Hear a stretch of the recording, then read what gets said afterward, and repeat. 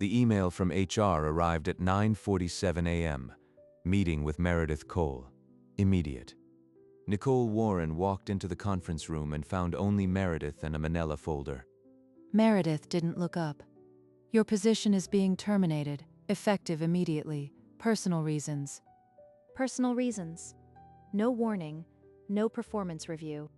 She signed the severance letter with a numb hand, then packed her desk into a cardboard box. The hallway was empty. Gregory's office door stood ajar, and on his bookshelf, something silver caught the light. She stepped inside without thinking. The frame held a faded photograph, a young mother with honey-blonde hair, holding an infant. That woman was her mother. The baby wrapped in the same white blanket from her own baby picture. Gregory turned from the window. I'm not allowed to know you. That was the agreement. She didn't remember walking out. The box cut into her hip, and the words spun with no answer. In the parking lot, Nicole fumbled for her phone and called her mother. Susan answered, her voice wary. Nicole? That's strange, you never called during the day. Nicole pressed the phone tighter. Mom, I just got fired, and there's something else about my boss, Gregory. A pause. Then Susan's tone shifted, too quick. Gregory? No, I don't. What are you talking about? That hesitation was a door slamming shut. Her mother knew more than she was saying. Nicole said evenly, There's a photo in his office, Mom, of you, with a baby. Silence stretched. Then Susan's voice came out thin. Don't dig into this, Nicole, please. Nicole drove home in a daze and opened her laptop the moment she locked her apartment door. 20 minutes later, she stared at an archived intern roster. Thorne and Associates, summer 1994. Susan Warren. Her mother had worked for Gregory's firm the year Nicole was born. Nicole sat motionless, the laptop screen illuminating her face, as 4 years of odd moments surfaced. The first year, a $2,000 bonus appeared. No warning, no explanation, no precedent. Then Gregory himself had emailed about a graduate scholarship, a program he shared with no one else. Every December, a Christmas card arrived for Susan, signed only with the Thorne logo and Gregory's initials. Once in a hallway, Gregory had stopped, looked at her like he might say something, then walked on. He recognized her name the day she applied. Warren. Same as her mother. He hired her anyway. That distance now made sense. Closeness would have demanded a truth he wasn't permitted to speak. He's been watching me for 4 years. Not as a supervisor, as something else. She shut the laptop. The internship was the key, but the lock was still hidden. What agreement could silence a man about his own employee and a mother from her daughter? Nicole didn't sleep. By dawn, she was back at her laptop, searching county court records with a new, desperate keyword, trust. She found a digitized file, sealed but indexed, irrevocable trust agreement for Nicole Warren, beneficiary $200,000. Date, November 1994. A trust fund. $200,000. Set up when she was an infant. Someone had been buying her silence. She grabbed her keys and drove to her mother's house without any warning. Mom, we're going to talk. Right now. No more deflection. Nicole, I told you not to. Nicole thrust her phone at her mother, the trust document glowing on the screen. Oh God. You found it. There are things I can't tell you. I'm bound by a legal order. Please, stop. Her mother was gagged by law. The only other person who could answer was Gregory. The next evening, Nicole waited in her car across from the firm. When Gregory emerged alone, she stepped into his path. Gregory stopped. Nicole, you shouldn't be here. You owe me answers. Not here. Somewhere private. They walked 2 blocks to a small cafe tucked between a bookshop and a closed bakery. Gregory set down his coffee without drinking. I am your biological father, Nicole. The confirmation landed like a physical blow.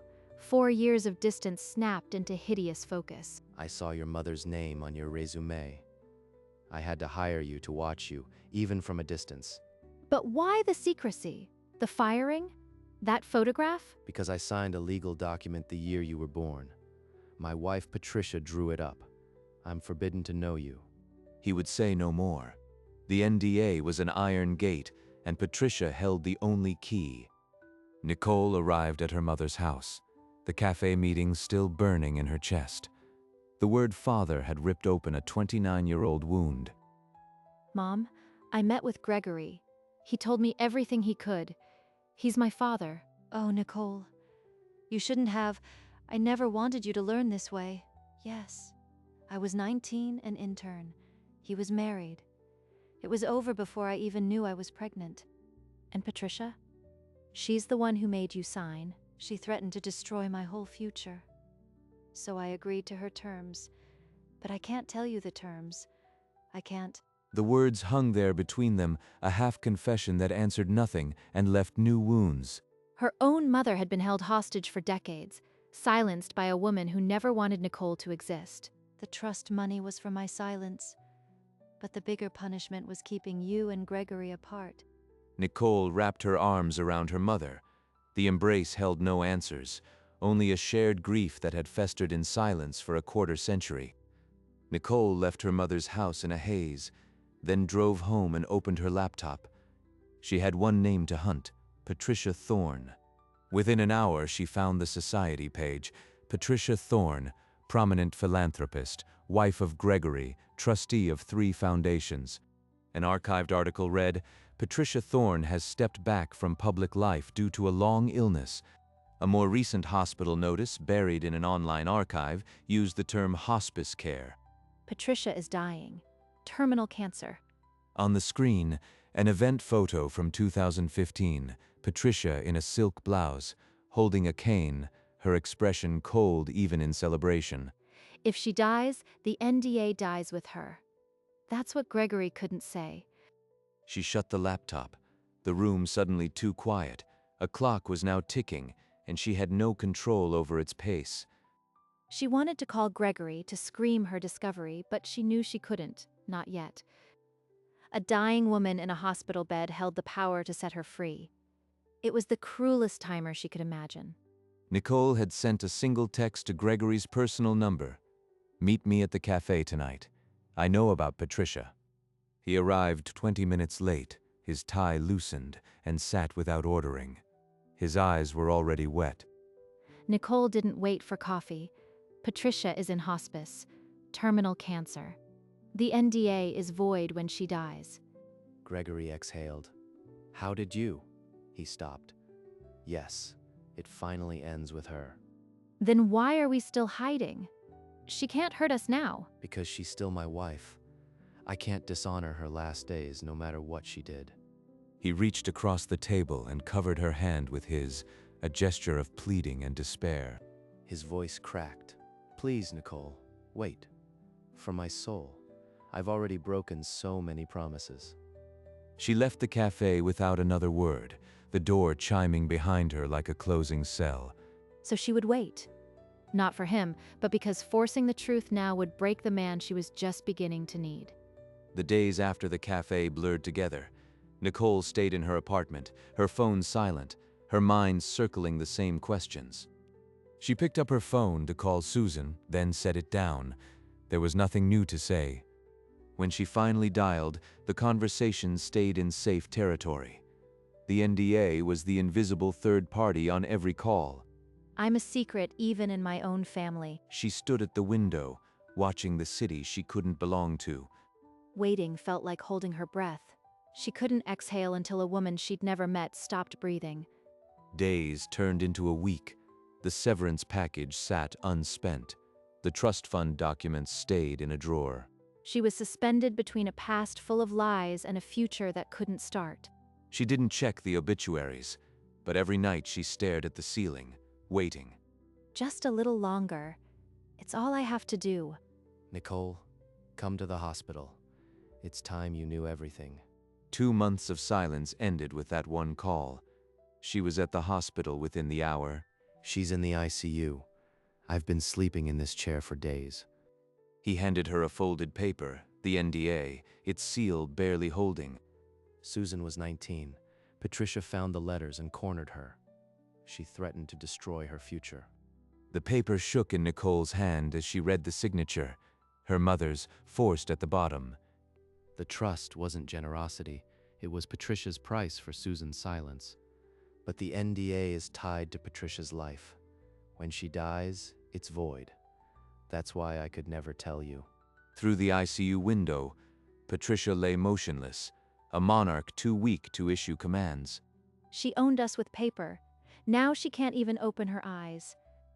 He drove her to his attorney's dim office, a wood-paneled room that smelled of old cases and silent power. The NDA wasn't just a private agreement. It was filed in civil court, sealed by a judge. It legally forbids either Susan or me from acknowledging you as my daughter. Any contact results in a penalty of $500,000. So if I had called you Dad in the hallway, you could have been financially ruined? Not just me. Your mother would face the same penalty. Patricia's attorney monitors any violation. Every Christmas card, every bonus, every glance across the office, each was a crime he risked.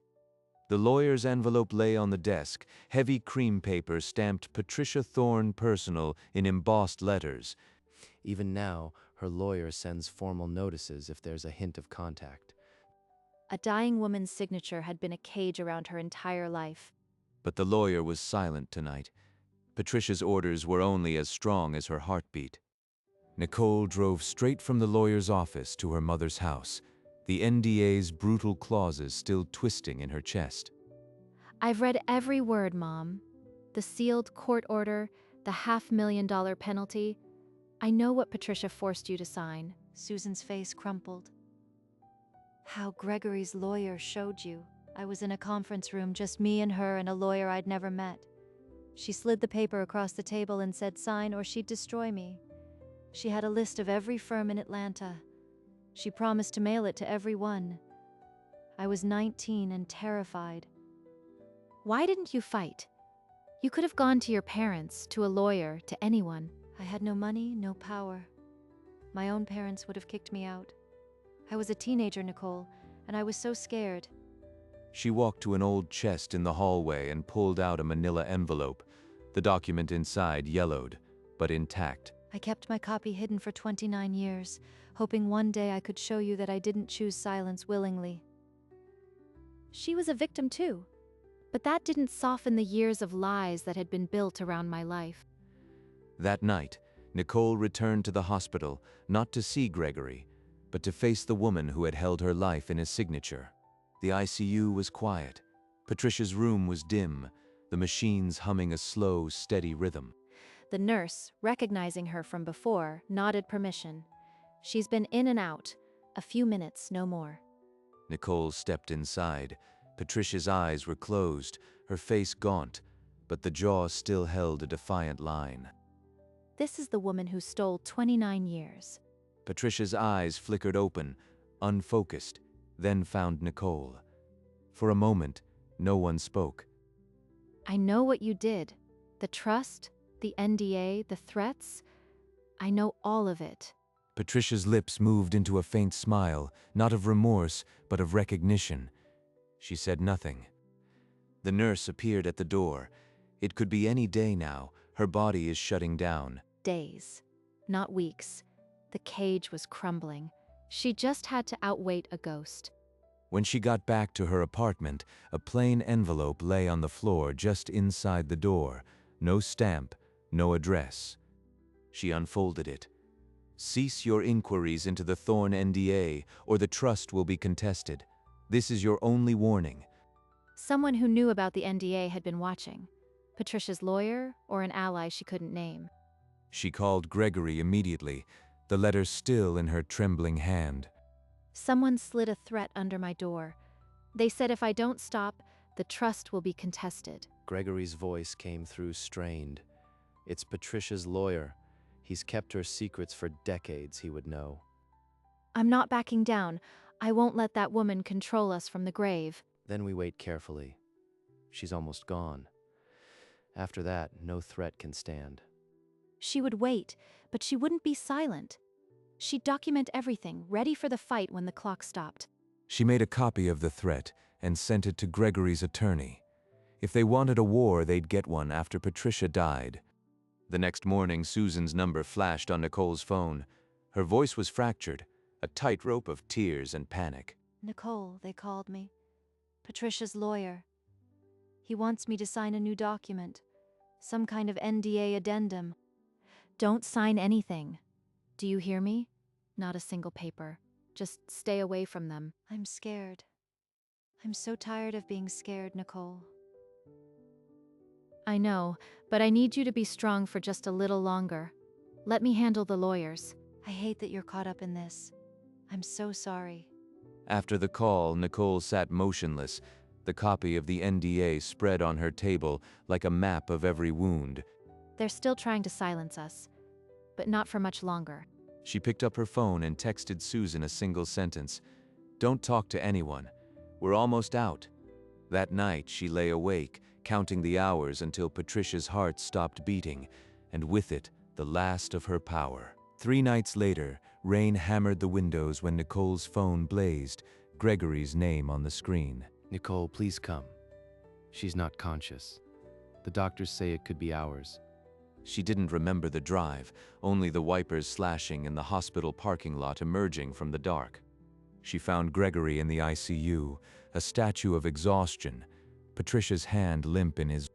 The room was quieter than before, only the ventilator's hiss and a slow, irregular beep. She hasn't opened her eyes since noon. I don't think she hears anything. This was the woman who had built their prison, and now she was just a shape under white sheets. Sometime before midnight, the beeping slowed. The nurse checked the monitors and said nothing. She's slipping away. Gregory's voice was a whisper, his tears falling onto the white blanket. Nicole leaned against the doorframe, waiting for a freedom she wasn't sure she'd know how to use. At 4:17 a.m., the heart monitor's beeping dissolved into one long, flat tone. No one moved.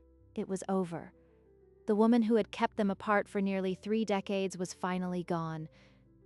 Gregory stayed with her body, his shoulders heaving silently over the white sheet. Nicole leaned against the cold wall of the corridor, listening to the muffled sound of his weeping. He appeared at the door, face streaked, voice a ruin. She's gone. The NDA is void. It's over. Free. A word so unfamiliar it felt like a foreign language on her tongue. He pulled her into an embrace, their first real one, 2 strangers bound by blood and decades of stolen time. In the hushed corridor, with Patricia's shadow finally lifting, the cage unlocked. We have a lot to talk about. Her voice was barely a whisper. 3 days after the funeral, they met at the same corner cafe, its familiar scent of coffee now carrying no threat. I still can't believe we're allowed to do this. No lawyer watching, no clock ticking. I've wanted to sit here with you, just like this, since the day I read your name on that resume. Then tell me something I don't know. The little things. Not the secrets, the ordinary things.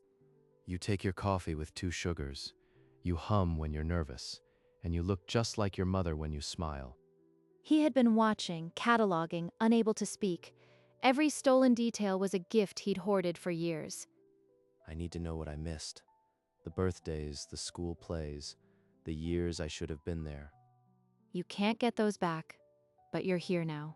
That's more than I ever had before. They talked until the cafe closed, and then walked through the autumn park, not as boss and employee, but as father and daughter taking the first fragile steps. I've missed your whole life. But if you'll let me, I'd like to try to be part of whatever comes next. The next afternoon, Nicole led her mother to the same quiet cafe, where Gregory was already waiting in the corner booth. Mom, this is Gregory. No more secrets, no more legal walls. We're starting over, all 3 of us. I never thought this day would come. Susan's voice was barely a whisper, her eyes locked on Gregory's. I've dreaded it and prayed for it. Susan, I'm sorry for not protecting you when you were 19 and terrified. I've carried that failure for 30 years. I never blamed you, Gregory. I blamed her. I just wish I'd had the courage to fight harder. The air was thick with decades of unsaid words, each crack in their voices a release of pressure. We can't get those years back, but we can stop letting one woman's cruelty define the rest of our lives. Gregory reached for Susan's hand, and she let him take it. Nicole covered both with her own. For the first time in 29 years, the three of them existed together in the same room without a wall between. This is what a family could look like. Raw, broken, but not done. Maybe that was enough to start. In the weeks that followed, Gregory and Nicole built a quiet rhythm, lunch at the same cafe, a tour of the firm's old founding office, stories about his father. This was the original firm ledger, 1972. Your grandfather built everything from a single client. Now you know where you come from. Susan began seeing a trauma counselor. The appointments were slow, but for the first time in years, she slept through the night. Mom called me after her session. She said she didn't feel as heavy. That's the first time I've heard her say that. One Saturday, Susan brought a dusty shoebox to the cafe, filled with every school photo, every report card she'd hidden from Patricia. You wore a yellow raincoat to your first day of school. I had no idea. He studied each photograph as if it were a borrowed treasure, not something he'd ever been allowed to claim. Gregory, I need to say this. I forgive you for not fighting harder, for not being there. I know you couldn't. Gregory couldn't speak. He simply nodded, a tear cutting through the thin line of his composure. Forgiveness wasn't forgetting. It was the choice to let the past be the past and to finally let him in. 1 year later, the three gathered at the same cafe as if it were a weekly ritual, the corner table, the familiar coffee, the easy silence. Nicole raised her cup. 1 year ago, I was carrying a cardboard box out of an office. Now I'm sitting with you both, to that strange, painful gift. Gregory and Susan touched their cups to hers, tears glinting but not falling, and for a moment no more words were needed. The conversation drifted through small, ordinary things: Susan's garden, Gregory's retirement plans, Nicole's new job at a smaller firm. The past wasn't gone, but it no longer sat at the table with us. They stayed until the cafe closed, then stepped out into the crisp evening, arm in arm. 3 figures under street lamps, walking not away from anything, but toward whatever would come next. 30 years stolen, but the rest of our lives were finally ours to write. And in the quiet of that autumn street, that was finally more than enough. The cafe table where it all began stood empty now, but in its silence was a story completed and a new one beginning. Nicole glanced out the cafe window at the autumn street where she had once stumbled along, clutching a cardboard box and a mystery. That day I got fired. I lost a job and found a father. Susan touched her arm gently, pulling her back to the present. It was time to go. Gregory settled the bill, and for the first time the small transaction felt like a family ritual. They stepped out together into the golden light of late afternoon, autumn leaves dancing around their feet. The cardboard box was long gone. In its place, Nicole carried a family. Imperfect, but real. 3 people, 2 coffees, 1 decades late beginning, finally on the same path. She didn't look back. In the quiet cafe behind them, the corner table sat empty, waiting for another story. Some endings are just beginnings that took 30 years to arrive.